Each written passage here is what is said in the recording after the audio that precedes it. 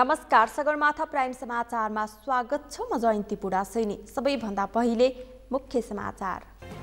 कांग्रेसको 14औं महाधिवेशनमा नेतृत्व परिवर्तन गर्नुपर्ने नेता सिंहको जिकिर।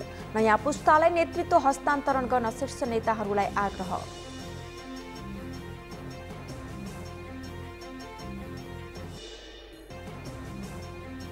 वैशाख मसान्तसम्म सबै नागरिकलाई कोरोना विरुद्धको खोप लगाइसक्ने सरकारी भनाई।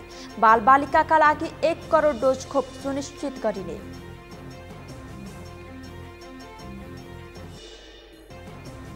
प्रदेश 2 को मन्त्री परिषद कार्यालयमा अख्तियारको छापा। वर्षाको कालिकामाई गाउँपालिका कार्यालयमा पनि अख्तियारले छापा मार्यो।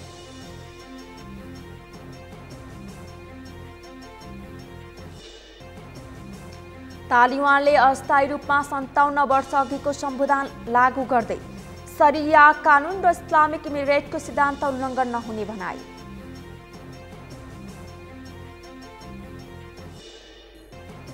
र नेपाल ओलम्पियन संघको अध्यक्षमा ताइक्वान्डो खेलाडी दीपक बिष्ट निर्वाचित। निकटतम प्रतिद्वन्दी रविराज थापा पराजित।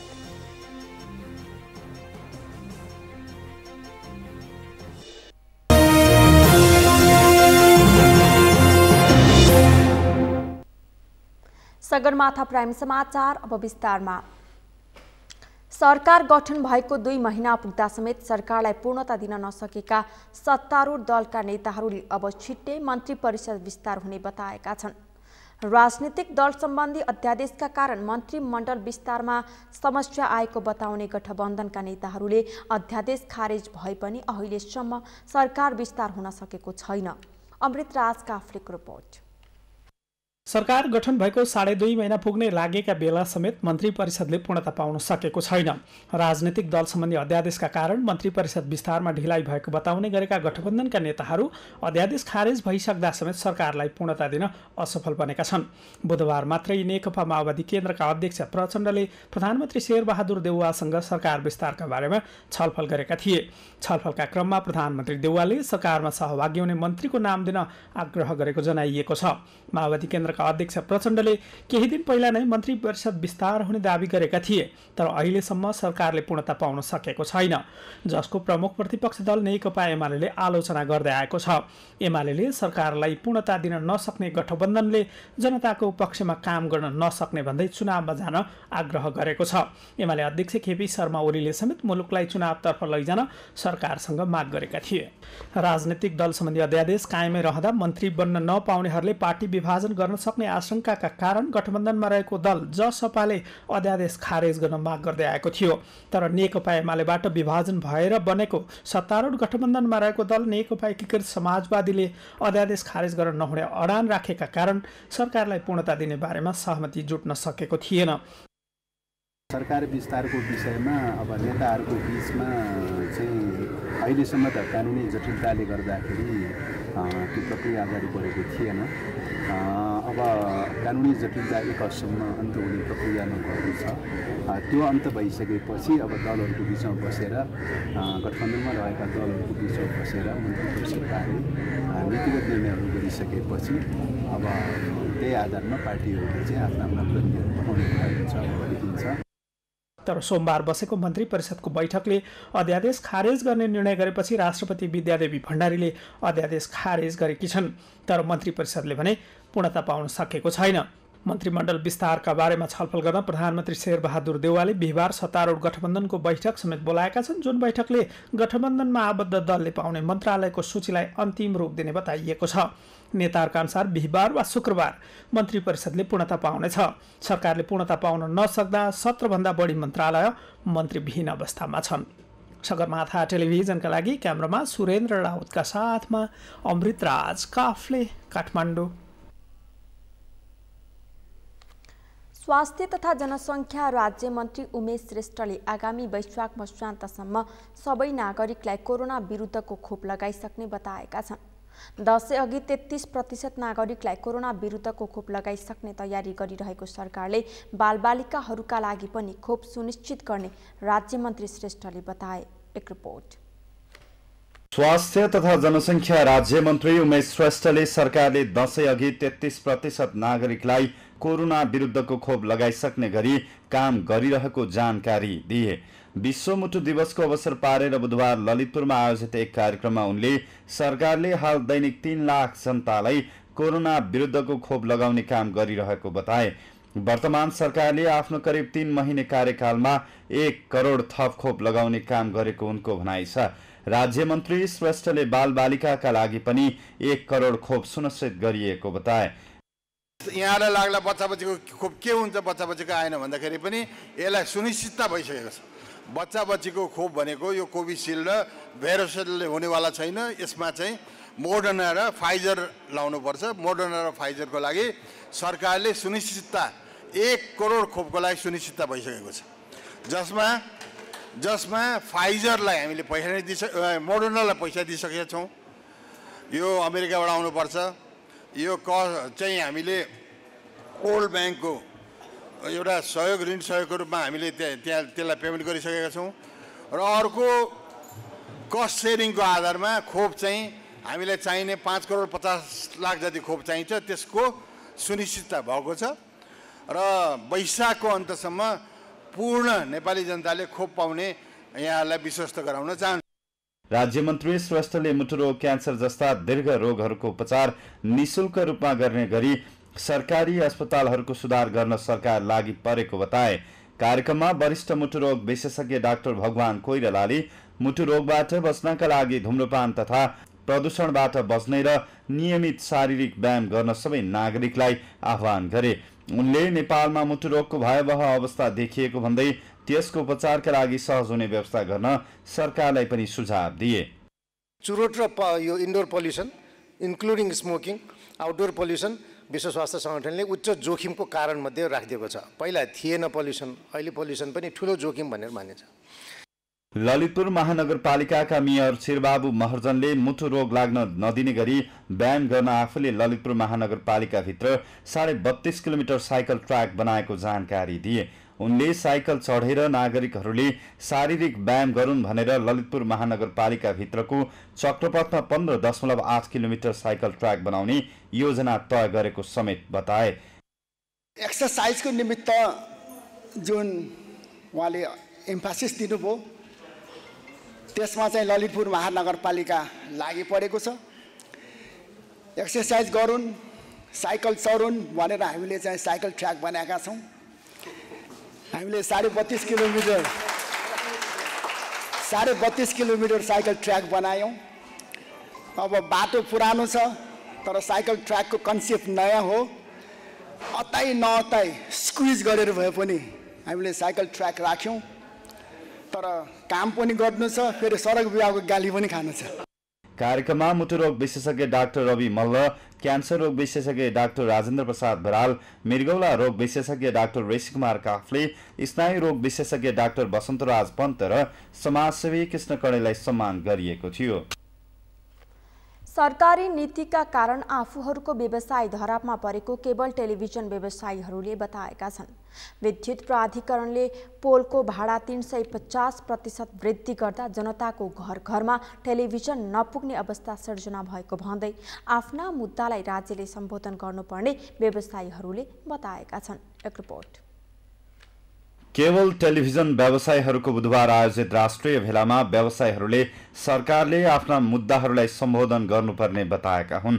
व्यवसायीहरूले व्यवसाय मैत्री र उपभोक्ता मैत्री नीति ल्याउन जरुरी रहेको तर सरकारले सरकारवाला निकायहरूसँग छलफल नै नगरी विरोध आउने किसिमका नीति ल्याएको बताए।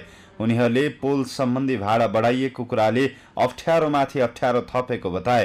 राज्यले ल्याएको नीति अनुसार व्यवसायीहरूलाई काम नगर भनेर घाँटी थिच्ने काम मात्र सरकारले गरेको तर्क गरेका छन्। विद्युत प्राधिकरणको पोल प्रयोग नगरी घर घरमा टेलिभिजन नपुग्ने भएकाले प्राधिकरणले पोलको भाडा बढाएर जनताको सूचनाको हक खोज्न लागेको भन्दै प्राधिकरणले तोकेको पोल भाडाको मूल्य व्यवसायीहरूले तिर्न नसक्ने र तार काटिएमा घर घरमा टेलिभिजन प्रसारण नहुने बताए। कार्यक्रममा व्यवसायीहरूले कुलमान घिसिङ एउटा सफल र कुशल प्रशासक भए पनि उनमा दम्भ बढेको बताएका छन्। त्यो नीति ल्याउनका लागि सरकारवालाहरूसँग समन्वय गर्न जरुरी थियो। होइन राज्यले गरेको ठिक छ, व्यवसायीले आरोप मात्रै लगाएका हुन् भने त्यसलाई राज्यले प्रमाणित गर्न सक्नुपर्छ। हामीले गरेको कुरा ठिक छ, व्यवसायीहरू तपाईहरू व्यवसाय गर्न चाहनुहुन्छ गर्नुहोस्, सक्नुहुन्न तपाईहरू छोडिदिनुहोस् भनेर भन्न सक्नु पर्यो।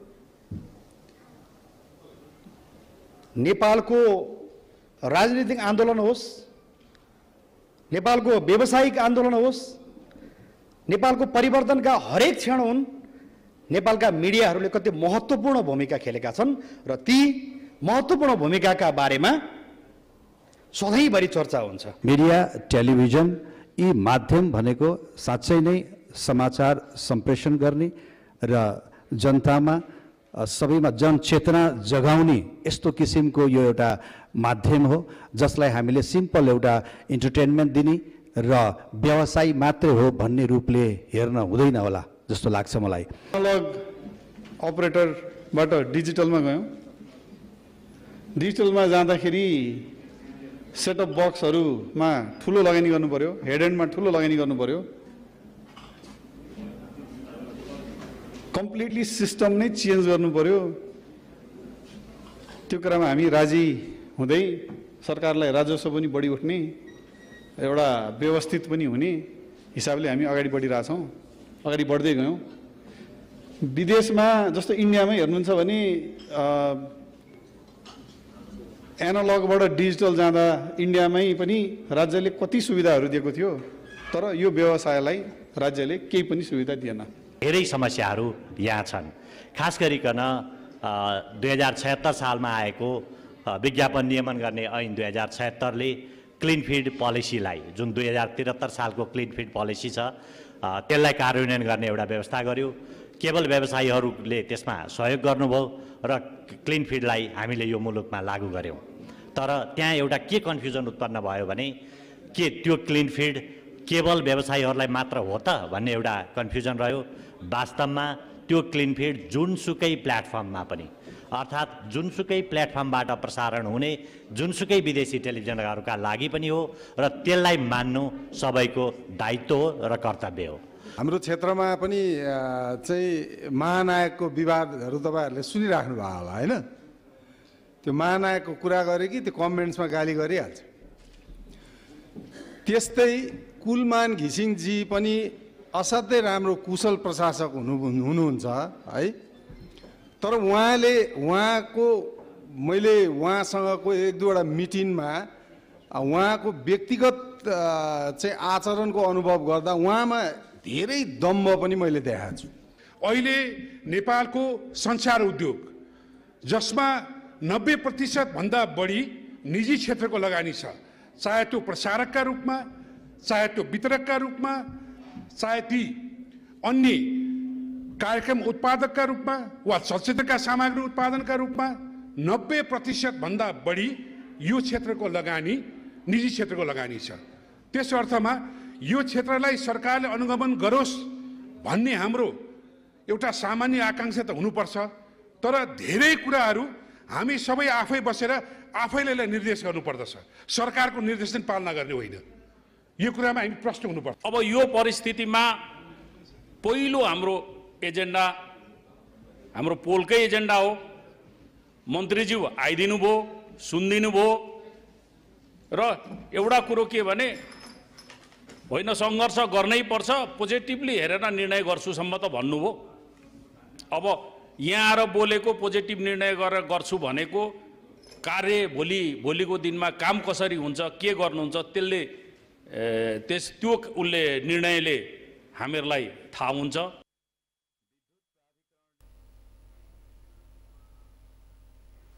विश्व मुटु दिवस नेपालमा पनि विभिन्न कार्यक्रम गरेर मनाइएको छ। मन लगाऊ, सम्पर्क बढाऊ, मुटु बचाऊ भन्ने नारासहित दिवस मनाइएको हो। शान्ता दनुवारको रिपोर्ट। विश्व मुटु दिवस नेपालमा विभिन्न कार्यक्रम गरेर मनाइएको छ। मन लगाऊ, सम्पर्क बढाऊ, मुटु बचाऊ भन्ने नारासहित दिवस मनाइएको हो। विश्व मुटु फाउन्डेसन र विश्व स्वास्थ्य संगठनले सन् 2000 देखि हरेक वर्ष सेप्टेम्बर 29 तारिखमा विश्व मुटु दिवस मनाउँदै आएको छ।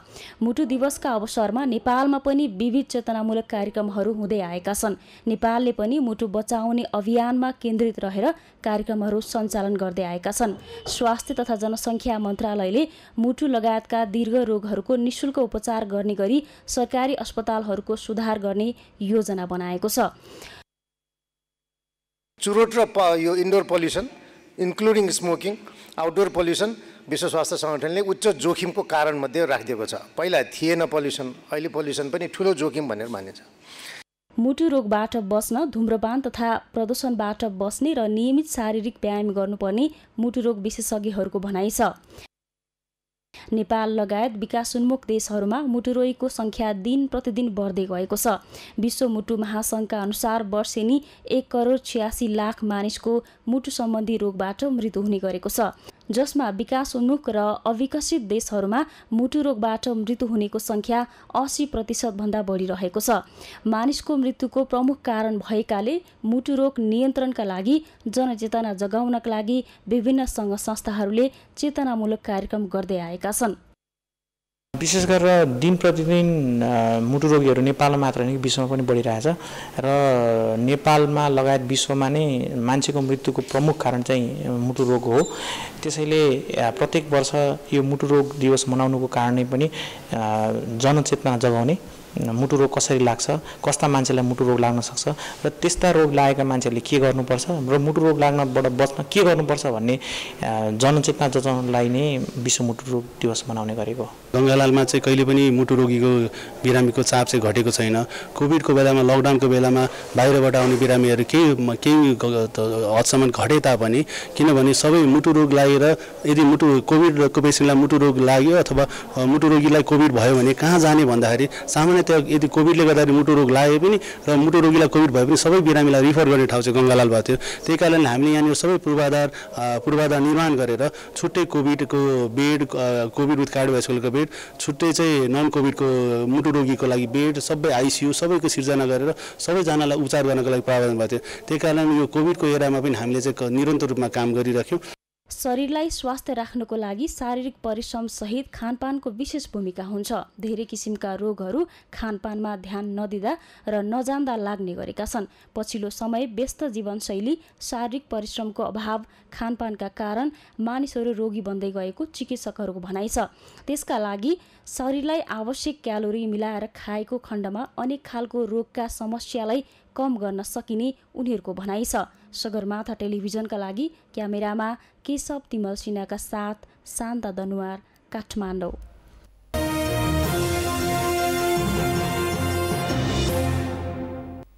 विश्रामपछि पुनः स्वागत छ। अब बाँकी समाचार। अख्तियार दुरुपयोग अनुसन्धान आयोगको टोलीले प्रदेश 2 को मुख्यमन्त्री तथा मन्त्री परिषदको कार्यालयमा छापा मारेको छ। साइकल खरिद प्रक्रियामा अनियमितता भएको र साइकल पनि गुणस्तर युक्त नभएको उजुरी परेपछि आयोगको बर्देवास स्थित कार्यालयको टोलीले आज दिउँसो धनुषाको जनकपुर स्थित प्रदेश 2 को मुख्यमन्त्री तथा मन्त्री परिषदको कार्यालयमा छापा मारेको हो। टोलीले सो सम्बन्धी कागजात सहितको प्रमाण मुख्यमन्त्री कार्यालयबाट लिएर छानबिनको कामलाई सुरु गरेको आयोगका प्रवक्ता नारायण प्रसाद रिसालले जानकारी दिनुभयो। उहाँले साइकल खरिद र त्यसको गुणस्तरका सम्बन्धमा परेको जुरीलाई आधार मानेर मुख्यमन्त्री कार्यालयबाट सम्बन्धित कागजात सहितको प्रमाण लिएर छानबिनको काम सुरु गरिएको पनि स्पष्ट पार्नुभयो। सम्बन्धित विषयमा प्राप्त उजुरी सूचनाको आधारमा त्यहाँ साइकल खरिदको सम्बन्धमा चाहिँ अनियमितता भयो, गुणस्तरीय साइकल खरिद भएन लगायतको विषयमा चाहिँ प्राप्त उजुरीको सम्बन्धमा छानबिन गर्ने भनेर आयोगबाट निर्णय भए अनुसार आयोगको कार्यालय बर्दिवासबाट चाहिँ छानबिनको लागि स्थलगत रूपमा चाहिँ टोली गएको अवस्था थियो र उहाँहरूले सोसँग सम्बन्धित चाहिँ कागज प्रमाणहरू चाहिँ आयोगले प्रदेश 2 सरकारले छोरीहरूलाई विद्यालय पढाउने कार्यलाई प्रेरित गर्न बेटी पढाऊ बेटी बचाऊ कार्यक्रम सञ्चालन गरेको छ। सो कार्यक्रम अन्तर्गत बालिकाहरूलाई साइकल वितरण गरिएको थियो। उक्त साइकल खरिद र वितरणमा अनियमितता भएको उजुरी आयोगमा परेको थियो। उजुरी परेपछि स्थलगत निरीक्षण गरी आवश्यक कागजात सहितको प्रमाण लिएर अनुसन्धानको कामलाई पनि अघि बढाइएको आयोगले जनाएको छ। पर्साको कालिकामाई गाउँपालिकामा अख्तियार दुरुपयोग अनुसन्धान आयोग हेटौडाको टोलीले छापा मारेको छ। गाउँपालिकाका अनियमितता भएको उजुरी परेपछि अख्तियारको टोलीले गाउँपालिकामा छापा मारेको हो। कार्यालयमा 2 दिनसम्म बसेर अख्तियारको टोलीले शंकास्पद योजना तथा कार्यक्रमहरूको कागजात आफ्नो नियन्त्रणमा लिएको छ। त्यसैगरी गाउँपालिकाको विभिन्न ओडामा सञ्चालन भएको योजनाहरूको स्थलगत अवलोकन तथा अनुगमन समेत गरेको छ।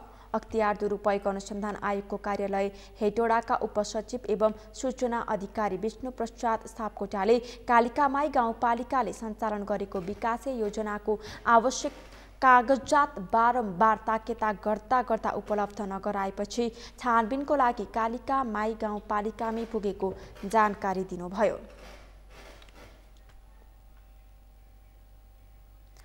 नदी सरसफाई र सुन्दर बनाउने उद्देश्यले सुरु गरिएको बागमती सफाई अभियान नारामा मात्र सीमित देखिएको छ। 2070 सालबाट विभिन्न सङ्घ संस्थाहरूले चलाएको सफाई अभियानले दुर्गन्धित र कुरूप बनेको बागमती नदीबाट केही फोहोर हटेको छ। तर सफाईको साथै पार्क बनाउने योजनाहरू भने योजनामा मात्र सीमित भएको छ। शान्ता दनुवारको रिपोर्ट। सरकार र नागरिक स्तरबाट थालिएको बागमती सफाई अभियान गएको शनिबार 437 हप्तामा पुगेको छ। फोहोरले भरिएर दुर्गन्धित र कुरूप बनेको बागमती नदीबाट केही मात्रामा फोहोर हटेको छ। तुलनात्मक रूपमा पहिले भन्दा नदीमा सफा पानी बग्न थालेको छ। 2070 साल जेठ 5 गतेदेखि बागमती सफाई अभियान सुरु भएको थियो।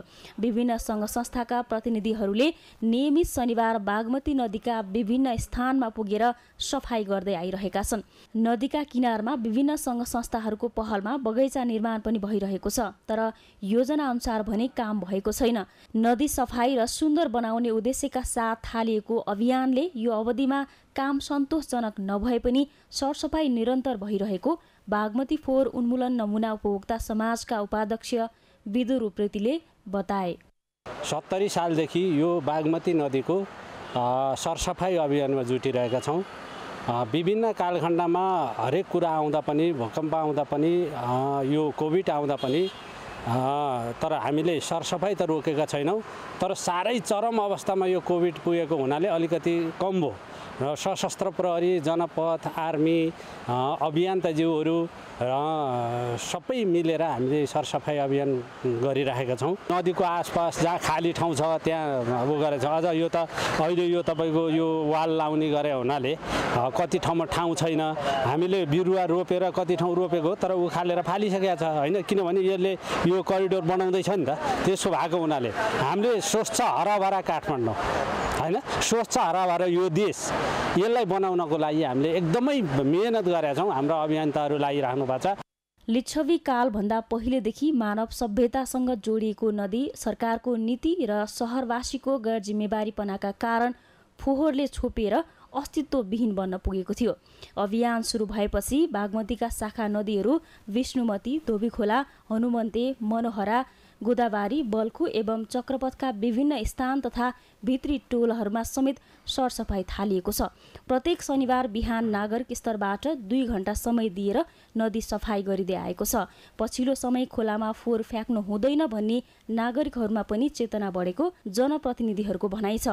बागमती वास्तवमा यो धेरै सफा, सुन्दर र हराभरा हुनुपर्ने, अब ठुलो मात्रामा यसलाई ठुल्ठुलो योजनाहरू पनि अगाडि बढिरहेको छ। तर जति त्यो योजनाले सरसफाई कार्यक्रमहरूले चाहिँ काम गर्नुपर्ने हो त्यो चाहिँ नभइरहेको हो जस्तो मलाई लाग्छ। किन भन्दाखेरि अहिले बागमती किनारको जुन यसको रिटर्निङ वालहरू पनि करिब धेरै बनिसकेको छ र किनारको बस्तीहरू पनि अहिले जति छ त्यति नै छ, व्यवस्थित नै छ। पहिला जस्तो भन्दा बढेर गएको अवस्था पनि छैन। तर अबको दिनमा चाहिँ हिजोको जस्तो अवस्था चाहिँ हुँदैन, फरक रहन्छ। यो बागमती सभ्यताले पनि, विभिन्न सङ्घ संस्थाले पनि, स्थानीय सरकारले पनि र हाम्रो वडावासीहरूले पनि पक्कै पनि यो कुरामा साथ दिएर अगाडि बढ्छ र बढाउनुपर्छ र हामी बढाउन पनि चाहन्छौँ। यो अभियानमा नेपाली सेना, नेपाल प्रहरी, सशस्त्र प्रहरी, नेपाल टेलिकम, चलचित्र कलाकार सङ्घ, विज्ञापन सङ्घ, विभिन्न कलेज लगायत विभिन्न सामाजिक सङ्घ संस्थाका कर्मचारी तथा प्रतिनिधिहरू सहभागी हुने गरेका छन्। यद्यपि अपेक्षित रूपमा काम हुन सकेको छैन। सगरमाथा टेलिभिजनका लागि क्यामेरामा सुरेन्द्र राउतका साथ शान्ता दनवार, काठमाडौँ। छपाई र वितरणमा चरम समस्या देखिएपछि स्मार्ट लाइसेन्स वितरण सहज हुन सकेको छैन। लाइसेन्स परीक्षा पास गरेको लामो समयसम्म पनि चालकले लाइसेन्स पाउन सकेका छैनन्। हालको व्यवस्थाबाट परीक्षा पास भएका र नवीकरण प्रक्रिया पूरा गरेका 7 लाख सेवाग्राहीले 1 वर्षमा पनि लाइसेन्स पाइरहेका छैनन्। कहिलेदेखि लाइसेन्स सहज हुन्छ त? जीवन राणा भाटको रिपोर्ट। स्मार्ट लाइसेन्स गत 1 वर्षदेखि वितरण नहुँदा 7 लाख सेवाग्राही समस्यामा परेका छन्। यातायात व्यवस्था विभागसँग 2 वर्ष अघिसम्म विद्युतीय स्मार्ट लाइसेन्स कार्ड प्रशस्त भए पनि प्रिन्टरको अभाव थियो। तर 2076 साल मङ्सिर 26 देखि भने मास प्रिन्टर मार्फत कार्ड प्रिन्ट हुन थालेपछि यो समस्या केही सहज भएको थियो। अहिले विभागसँग दैनिक 6 देखि 8 लाख कार्ड प्रिन्ट गर्न सक्ने क्षमता रहेको छ। तर कार्ड छैन। छपाई र वितरणमा चरम समस्या देखिएपछि स्मार्ट लाइसेन्स वितरणको विद्यमान व्यवस्थाप्रति नागरिक असन्तुष्ट बनेका छन्। हालको व्यवस्थाबाट परीक्षा पास भएका र नवीकरण प्रक्रिया पूरा गरेका सेवाग्राहीले 1 वर्षमा पनि लाइसेन्स प्राप्त गर्न सकिरहेका छैनन्। 2077 सालको भदौ महिनापछि चाहिँ हामीले नयाँ लाइसेन्स चाहिँ प्रिन्ट गर्न सकेका छैनौँ। स्मार्ट कार्ड प्रिन्ट गर्न सकेका छैनौँ। यसको कारण चाहिँ यो कोभिड लगायतको कारणले र हाम्रो अन्तर्राष्ट्रिय खरिद प्रक्रियाको कारणले गर्दाखेरि समयमा चाहिँ विदेशबाट आउनुपर्ने जुन स्मार्ट कार्ड हो त्यो स्मार्ट कार्ड आउन नसकेको कारणले अलिकति ढिला भएको छ। अब यो ढिला हुनुमा चाहिँ अब विदेशबाट ल्याउने कम्पनीमा पनि कोभिड लाग्यो। त्यहाँ पनि चाहिँ कोभिडको कारणले गर्दा त्यहाँको कार्यालयहरू पनि बन्द भए। यता हाम्रा कार्यालयहरू पनि फुल्ली फङ्सनल हुन सकेनन्। यी लगायतका कारणहरूले गर्दाखेरि र यो लगायतको अर्को एउटा टेक्निकल कारणले पनि अलिकति यो ढिलो भएको। तर अब यो 1-1.5 महिनाभित्र अब हाम्रो यो स्मार्ट कार्ड आउँछ। आएपछि हामीले रात दिन बिहान बेलुका चाहिँ नि सिफ्टमा प्रिन्ट गरेर हामीले अहिले 7 लाख जति लाइसेन्स प्रिन्ट गर्नुपर्ने छ। यो 7 लाख हामीले आगामी 6 महिनामा प्रिन्ट गरेर सम्बन्धित कार्यालयमा पठाइदिन्छ। सरकारले यातायात व्यवस्था विभाग र त्यस अन्तर्गतका कार्यालयबाट स्मार्ट लाइसेन्स वितरण सुरु भएपछि अहिलेसम्म नवीकरण र नयाँ गरी करिब 21 लाख स्मार्ट लाइसेन्स प्रिन्ट गरिसकेको छ। सरकारले 2072 साल मङ्सिर 14 देखि स्मार्ट कार्ड वितरण थालेको हो। सरकारले विद्युतीय चिप राखेर वितरण गरिरहेको स्मार्ट लाइसेन्स कार्ड आपूर्ति नियमित हुन नसक्दा सुरुवातदेखि नै समस्या हुँदै आएको छ। वितरण भएको स्मार्ट लाइसेन्सको उपयोग पनि स्मार्ट हुन सकेको छैन। अहिले स्मार्ट लाइसेन्स सम्बन्धी काम गर्ने कम्पनीका फरक प्रविधिका कारण कार्ड र सफ्टवेयरको तालमेल मिलाउन विभागलाई समस्या परिरहेको छ। त्यस्तै हामी पुरानोबाट नयाँमा आउँदाखेरि केही समय लागेको हो र बिचमा यहाँले भनेको ठिक हो, यो सबै यथा समयमै प्राप्त हुने भएको थियो। तर पछिल्लो समयमा हामीले यो विदेशबाट कार्ड खरिद गर्न परेको र खरिद गर्दाखेरि चाहिँ नि यो कार्डको चाहिँ पर्सनलाइजेसन सर्भिस उपलब्ध गराउने यो सर्भिस प्रोभाइडर एउटा र यो कार्ड सप्लायर अर्को हुँदाखेरि यो दुईटाको चाहिँ बिचमा टेक्निकल इस्यु रिजल्भ गर्नुपर्ने हुँदाखेरि हामीले चाहिँ अलिकति धेरै समय लाग्यो। नत्र चाहिँ अब यो कार्ड आएपछि हामीलाई 14 लाख कार्ड आउँछ। अहिले 7 लाखलाई दिनुपर्ने छ। यो 7 लाख प्लस अरू अब यो बिचमा चाहिँ रिन्यू गर्ने र पास गर्ने पनि 7 लाख भयो भने पनि हामीले 14 लाखलाई यही आर्थिक वर्षभित्र लाइसेन्स दिएर हामीले सबैलाई चाहिँ सेवा प्रवाह गर्छौँ। अब यो अलिकति ढिलो भएको छ। यसको लागि हामीले क्षमा याचना गर्नुपर्ने हो भने त्यो पनि गर्छौँ। तर चाहिँ नि हामीले यो चाहेर भएको होइन, गर्दा गर्दै यत्नै गर्दै नसिद्धते कोत्र दोष। हामी दोषी भएर क्षमा माग्ने त होइन, तर गर्दा गर्दै पनि हाम्रो जिम्मेवारी हामीले पुरा गर्न सकेनौँ। त्यसको लागि हामी क्षमा प्रार्थी छौँ।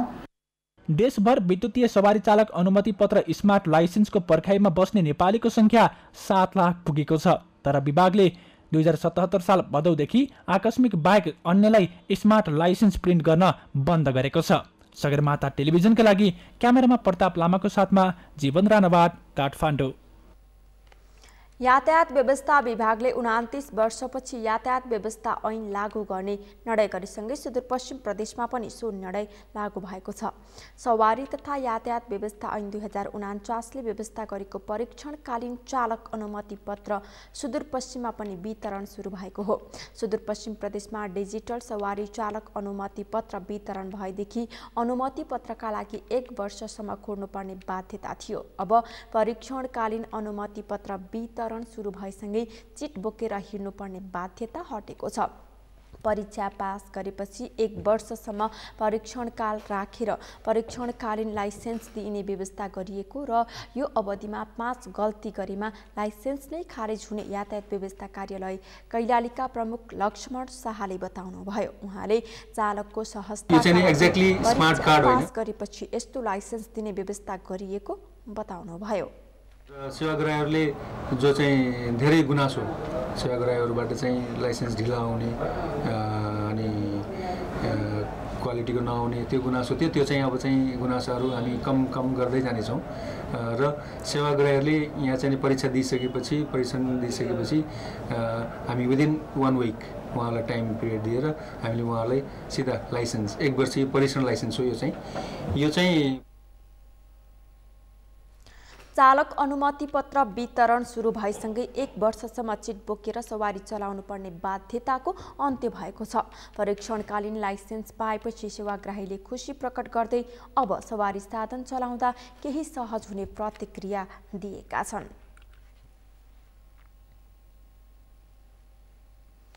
भारत सरकारको आर्थिक अनुदानमा राष्ट्रिय पुनर्निर्माण प्राधिकरणले पुनर्निर्माण गरेका काभ्रेपलाञ्चोक जिल्लाका 6वटा विद्यालय भवनहरूको संयुक्त रूपमा उद्घाटन गरिएको छ।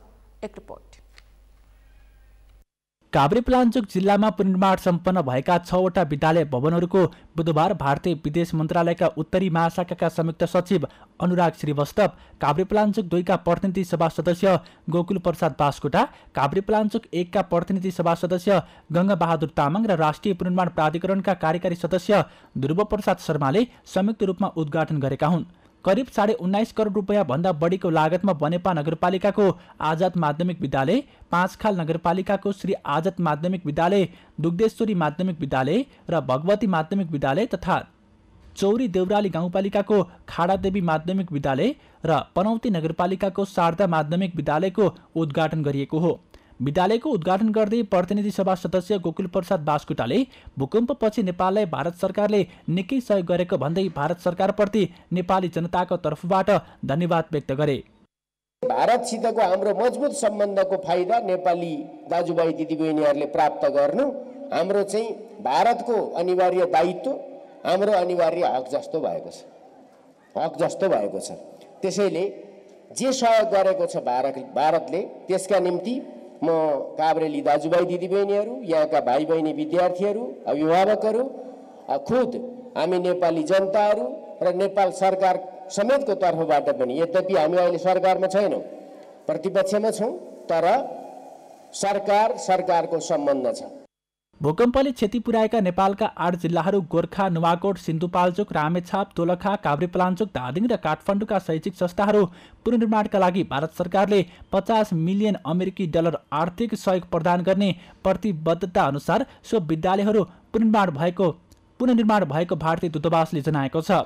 विद्यालय भवन उद्घाटन गर्दै भारतीय विदेश मन्त्रालयका उत्तरी महाशाखाका संयुक्त सचिव अनुराग श्रीवास्तवले नेपालको आवास, शिक्षा, स्वास्थ्य र सांस्कृतिक धरोहर संरक्षणका लागि भारत सरकारले सहयोग गर्दै आएको बताएका छन्।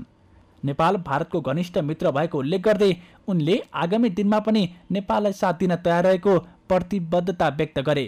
मैं ये कहना चाहूँगा कि 2015 के विनाशकारी भूकंप के बाद जिस साहस के साथ नेपाल के लोगों ने अपने जीवन का पुनर्निर्माण किया और किस तरह से विपरीत परिस्थितियों का सामना करते हुए इस कार्य को संपन्न किया, ये इसका जीता जागता उदाहरण है। भारत नेपाल का घनिष्ठ मित्र और शुभचिंतक है। विकास, हम नेपाल के अग्रिम विकास भागीदार हैं और इसके नाते इन सारे प्रयासों में हम लोग हमेशा आपके साथ रहे हैं और रहेंगे। हम इसलिए पूरी तरह प्रतिबद्ध हैं। त्यसैगरी 2072 सालकै भूकम्पबाट क्षतिग्रस्त पनौती नगरपालिका स्थित खोपासी प्राथमिक उपचार केन्द्रको पनि भारत सरकारको अनुदान सहयोगमा पुनर्निर्माण हुने गरी भवन शिलान्यास गरिएको छ। 7.5 करोड रुपियाँको लागतमा बन्न लागेको सो उपचार केन्द्रले काभ्रेपलाञ्चोक जिल्लाका करिब 15,000 जना मानिसलाई आपतकालीन मातृ तथा शिशु स्वास्थ्य र अन्य चिकित्सा सेवाहरू प्रदान गर्न सक्ने बताइएको छ। उपचार केन्द्र सन् 2022 को डिसेम्बरसम्ममा निर्माण कार्य सम्पन्न गरिसक्ने गरी काम अघि बढाइने पनि जनाइएको छ। सगरमाथा समाचारमा एकैछिन विश्रामपछि तालिबानले अस्थायी रूपमा 57 वर्ष अघिको संविधान लागू गर्दै सरिया कानून र इस्लामिक इमिरेटको सिद्धान्त उल्लङ्घन नहुने भनाई।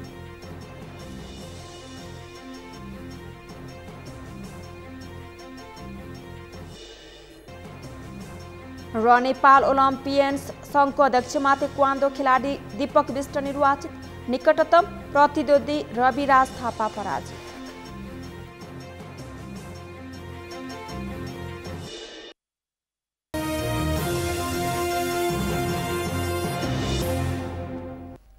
अब पालो खेल समाचारको।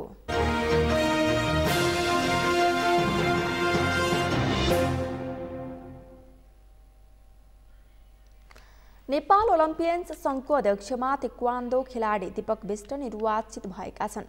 आज ललितपुरमा भएको निर्वाचनमा पूर्व उपाध्यक्ष समेत रहेका रविराज थापालाई बिष्टले हराएका हुन्।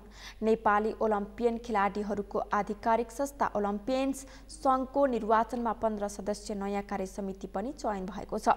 नेपाल ओलम्पिक कमिटी एनओसीमा आबद्ध ओलम्पियन्स संघमा उपाध्यक्ष, महासचिव, सचिव र कोषाध्यक्ष भने निर्विरोध चयन भएको हो। समितिको महिला उपाध्यक्षमा सङ्गीना वैद्य, महासचिवमा राजेन्द्र भण्डाली, सचिवमा देबु थापा र कोषाध्यक्षमा स्नेहा राणा निर्विरोध चयन हुनुभएको हो। नेपाल ओलम्पियन संघको विधानमा 2 उपाध्यक्षमा 1 महिला अनिवार्य छ, जसमा सङ्गीना निर्वाचित हुनुभएको हो भने अर्को 1 उपाध्यक्षमा प्रवीण दुराधर निर्वाचित हुनुभएको हो। अध्यक्षमा निर्वाचित भएपछि दीपक बिष्टले ओलम्पियन र ओलम्पिक मुभमेन्टलाई गर्व हुने खालको काम गर्ने बताउनुभयो। उहाँले संघमा आफू राजनीति गर्न नआएको भन्दै यो समितिले काम गरेर देखाउने प्रण गर्नुभयो। साँच्चै ओलम्पियनलाई र ओलम्पिक मुभमेन्टलाई एउटा गर्व हुने खालको काम गर्नेछु। भर्खरै आदरणीय रविराज दाइले भन्नुभयो, हारजित हुन्छ, इलेक्सन भनेकै एउटा ब्युटी अफ यो डेमोक्रेसी भन्छ। अब यसमा हामीले के गर्नु कसो गर्ने भन्दा पनि यो हामी पोलिटिकल पार्टी र यो बढी बोल्ने यहाँ चाहिँ अवश्य नै मैले जाने पनि छैन, मैले पनि खेल्नै जाने हो। तपाईँ एक्सपिरियन्स हुनुहुन्छ, सिनियर हुनुहुन्छ, अलवेज विथ रेस्पेक्ट यु। नवनिर्वाचित अध्यक्ष बिष्टले यो काममा सबैजना मिलेर अघि बढ्नुपर्ने बताउँदै नेपाल ओलम्पिक कमिटीसँग राम्रो सम्बन्ध बनाउने र हातेमालो गरेर अघि बढ्ने बताउनुभयो। नवनिर्वाचित 15 सदस्यमा राजकुमारी पाण्डे, विमला राणा मगर, कान्छीमाया कोजु, प्रमिला रिजाल, मुकुन्द हरिश्रेष्ठ, विष्णु प्रहादुर सिंह, टिकाराम श्रेष्ठ, सफल राम श्रेष्ठ र रञ्जन श्रेष्ठ रहेका छन्।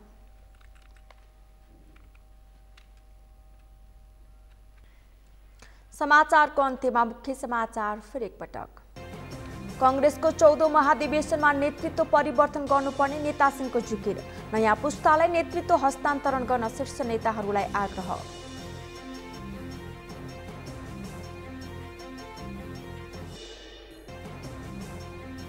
वैशाख मसान्तसम्म सबै नागरिकलाई कोरोना विरुद्धको खोप लगाइसक्ने सरकारी भनाई। बालबालिकाका लागि 1 करोड डोज खोप सुनिश्चित गरिने।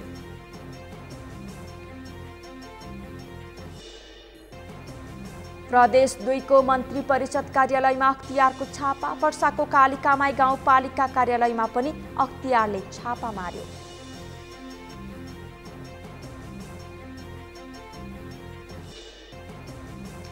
तालिबानले अस्थायी रूपमा 57 वर्ष अघिको संविधान लागू गर्दै सरिया कानून र इस्लामिक इमिरेटको सिद्धान्त उल्लङ्घन नहुने भनाई।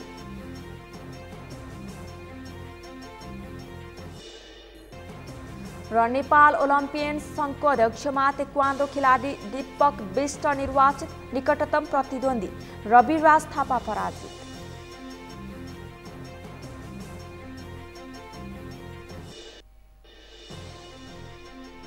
हौस् त सगरमाथा प्राइम समाचार अहिलेलाई सकियो। तपाईँ समाचार बुलेटिनका साथै सगरमाथा टेलिभिजनका सम्पूर्ण कार्यक्रम www.sagarmatha.tv मा पनि पढ्न र हेर्न सक्नुहुनेछ। साथै युट्युबमा youtube.com/sagarmatha tv नेपालमा हेर्न सक्नुहुनेछ। तपाईँ हामीलाई फेसबुकमा पनि facebook.com/stv नेपालमा फलो गर्न सक्नुहुनेछ। समाचारको शिखर, नेपालको गौरव, नेपालको पहिलो न्युज च्यानल सगरमाथा टेलिभिजन हेर्दै गर्नुहोला। नमस्कार।